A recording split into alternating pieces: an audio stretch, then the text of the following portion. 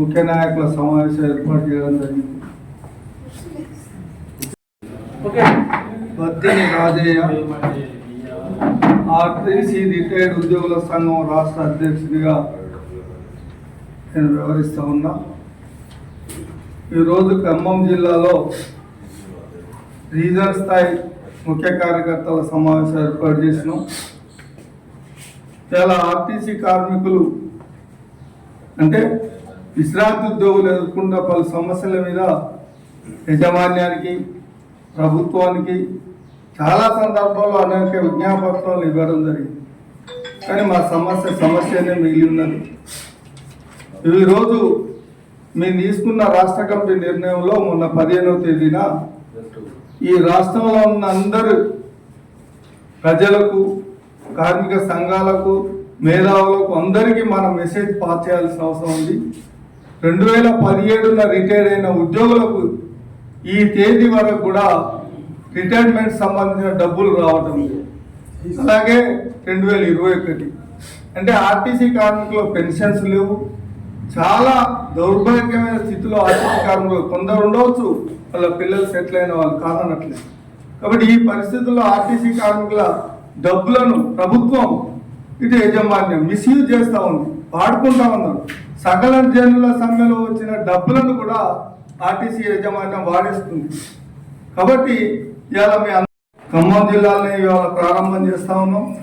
అందరు ప్రజాప్రతినిధులు, ఇక్కడ 3 మంత్రులు ఉన్నారు, గౌరవనీయులు బట్టి విక్రమార్క గారు, తుమ్మల నాగేశ్వరరావు గారు, పొంగులేటి శ్రీనివాసరెడ్డి గారు, అలాగనే ప్రతిపక్ష శాసనసభలో పక్ష నాయకులు పుణ్యవతి సాంబశివరావు, అందరు ప్రజాప్రతినిధులకు మనం ఒక వినతి పత్రాలు సమర్పించాలి. రాబోయే వర్షాకాల సమావేశాల్లో మా ఆర్టీసీ కార్మికుల స్థితిగతుల గురించి మీరు చర్చించాలి, మాకు రావాల్సిన డబ్బులు. కాబట్టి దీని వైపు మొత్తం రాష్ట్ర వ్యాప్తంగా అలర్ట్ చేయడానికి అన్ని జిల్లాలలో ప్రోగ్రాంలు ఇవ్వడం జరిగింది. అందులో భాగంగా మేము వచ్చినాం.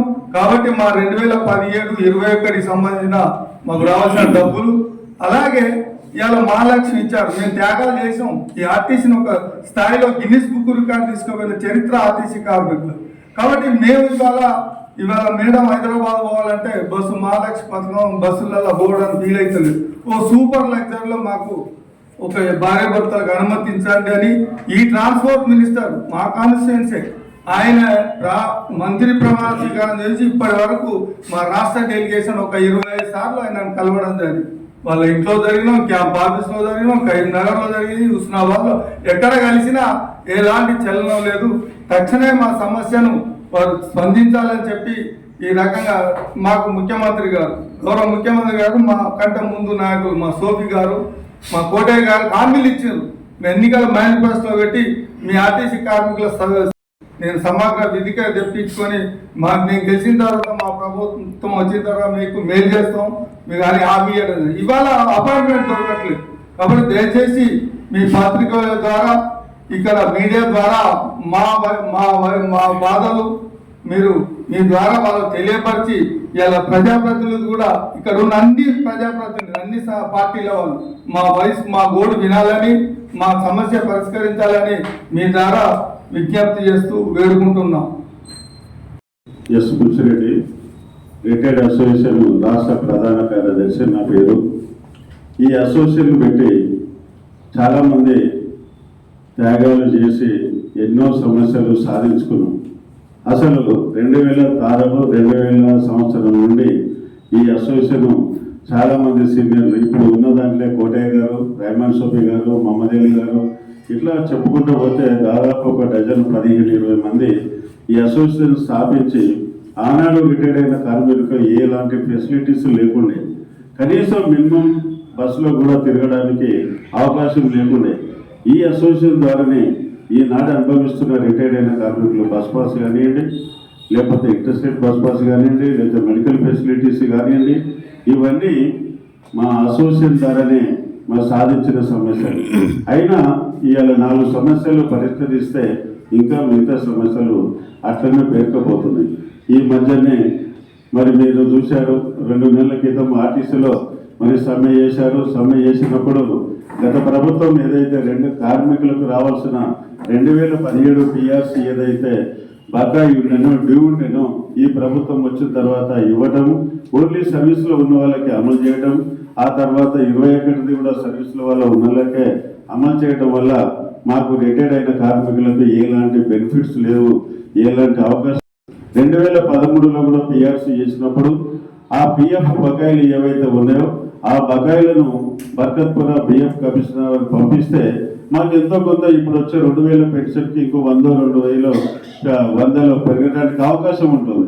అది కూడా యాజమాన్యం కానీ ప్రభుత్వం కానీ పట్టించుకోకుండా ఆ అమౌంట్ కూడా పంపకుండా అది కూడా నిర్ణయం చేస్తున్నారు.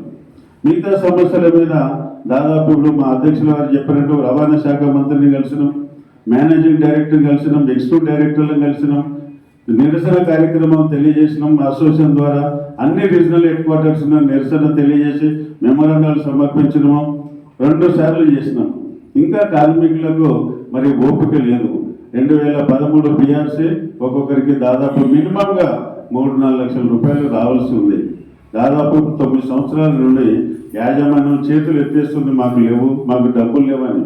డబ్బులు ఉన్నాయా లేవా మాకు తెలియదు. అది రిటైర్డ్ కార్మికులము, దాదాపు 40 సంవత్సరాలు 30 సంవత్సరాలు ఈ సంస్థలో పనిచేసి మరి ఈ రోజు ఈ ఆర్టీసీ ఈ స్థాయికి రావడానికి మా కృషి కూడా ఉన్నది. మా కార్మికులు అందరూ ప్రతి ఒక్క కృషి ఉన్నది. మరి అంత త్యాగాలు చేసి ఈ స్థాయికి తీసుకొచ్చిన ఆర్టీసీని ఈరోజు ఉన్న ప్రభుత్వం కానీ యాజమాన్యం కానీ మొండిగా చేస్తూ మీకు డబ్బులు లేవు ఇయ్యలేమని నానా రకాలుగా వాళ్ళు బొంక చెప్తున్నారు. ఇప్పటికీ రాష్ట్ర ముఖ్యమంత్రి గారు కానివ్వండి, రవాణా శాఖ మంత్రి కానివ్వండి, యాజమాన్యం కానీ మీ ద్వారా మేము విజ్ఞప్తి చేస్తూ ఉన్నాం. ఇంకా మేము ఈ వయసులో 70 ఏళ్ళ 80 ఏళ్ళ వయసులో మేము ఏ ఉద్యమాలు చేసి బస్సులు ఆపగలుగుతామండి? బీపీలు షుగర్లు పిల్లలు సతాయించి సార్లు చెప్పినా మరి ఎవరికి లేదు. నిన్ననే బస్ భవన్కి వెళ్ళి మేనేజింగ్ డైరెక్టర్ గారికి, ఎగ్జిక్యూటివ్ డైరెక్టర్ గారికి, చీఫ్ పర్సనల్ మేనేజర్కు మాకున్న సమస్యల మీద మెమోరాండం ఇవ్వడం జరిగింది. ఇన్ని సాధించుకున్న మొన్నట రాష్ట్ర కమిటీ మీటింగ్లో ఒక తీర్మానం చేసిన రిటైర్డ్ అసోసియేషన్ అన్ని జిల్లా హెడ్ క్వార్టర్స్లో మరి మీటింగ్లు పెట్టాలి, కార్మికులకు అన్ని తెలియజేయాలి, సమస్యల మీద పోరాటం చేయాలి అని చెప్పి నిర్ణయం తీసుకున్నాము. ఆ చిన్న చిన్న సమస్యల మీద కూడా యాజమాన్యం మొండి వైఖరి వహిస్తుంది. ఉదాహరణకి ఇప్పుడే చెప్పిన 2013 డబ్బులు పిఎఫ్వి ఆ యాజమాన్యం చెల్లించాలి. తర్వాత 2021 పిఆర్సీ ఇప్పుడు మన వాళ్ళకి అమలుపరిచారు. మరి ఆ డబ్బులు కూడా డ్యూ రావాల్సి ఉంది. మరి ఎన్ని రోజుల నుంచి చెప్పిన డిఫరెన్స్ కానివ్వండి, పిఎఫ్ అమౌంట్ కానివ్వండి, ఏది ఇంతవరకు లేదు. డీల్ డేట్ రిటైర్డ్ అయిన వాళ్ళకి కూడా ₹1 డబ్బులు కూడా యాజమాన్యం ఇస్తలేదు. ప్రభుత్వం చెప్తున్నది 1000 కోట్లు ఆర్టీసీ లాభంలో నడుస్తుందని. కింద కామన్ వర్కర్కి వస్తే ₹10 కూడా చెల్లిస్తలేరు. ఒకప్పుడు నేను 2014లో రిటైర్డ్ అయినా 15-16 వరకు రిటైర్డ్ అయిన కార్మికులకు సేమ్ డే చెక్కులు ఇచ్చేది. ఇంటికి పోతే భార్య పిల్లలు సంతోషపడేది. అరే మా డాడీకి 20 లక్షలు వచ్చినాయి. ఇవాళ 20 లక్షలు కాదు 20 పైసలు కూడా ఉత్తదే కావాలి చేతికి పెట్టిస్తున్నారు. మరి ఎట్లా ఇవన్నీ డబ్బులు ఎక్కడ పోతున్నాయి అనేది మరి మేము అడగటానికి కాదు, మాకున్న సమస్యల మీద ఈ పోరాటం చేయాల్సిందని ఒక